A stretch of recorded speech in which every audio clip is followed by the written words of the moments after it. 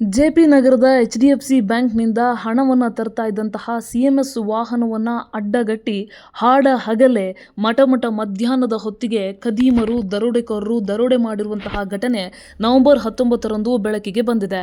November 19 ಮಧ್ಯಾಹ್ನ 1:30 ಹೊತ್ತಿಗೆ ನಡೆದಿರುವಂತಹ ಘಟನೆ ಅಂತ ಮಾಹಿತಿ ಇದೆ. ಆದರೆ ಸಂಜೆ 4ರಿಂದ 5 ಗಂಟೆ ಹೊತ್ತಿಗೆ ಎಲ್ಲ ಕಡೆ ಈ ವಿಚಾರ ವೈರಲ್ ಆಗಿದೆ. ಡೈರಿ ಸರ್ಕಲ್ ಬಳಿ ಸಿಬ್ಬಂದಿಯನ್ನ ಬಿಟ್ಟು ಹಣದ ಸಮೇತ ರಾಬರ್ಸ್ ಎಸ್ಕೇಪ್ ಆಗಿರುವಂತಹ ಮಾಹಿತಿ ಇದೆ. ಸೊ ಈ ವಿಚಾರದ ಬಗ್ಗೆ ಸಾಕಷ್ಟು ಆತಂಕ ವ್ಯಕ್ತ ಆಗ್ತಾ ಇದೆ. ಯಾಕಂದರೆ ಸಾಮಾನ್ಯವಾಗಿ ಬಿಹಾರದಲ್ಲಿ, ಪಶ್ಚಿಮ ಬಂಗಾಳದಲ್ಲಿ, ಬೇರೆ ಬೇರೆ ರಾಜ್ಯದಲ್ಲಿ ದರೋಡೆ ಆಗಿರೋ ಬಗ್ಗೆ ಓದ್ತಾ ಇದ್ವಿ, ಕೇಳ್ತಾ ಇದ್ವಿ. ಆದರೆ ಬೆಂಗಳೂರಿನಲ್ಲೇ ಮಟಮಟ ಮಧ್ಯಾಹ್ನ ಈ ರೀತಿಯಾಗಿ ದರೋಡೆ ಆಗಿರೋದು ಜನರ ಆತಂಕಕ್ಕೆ ಕಾರಣ ಆಗಿದೆ.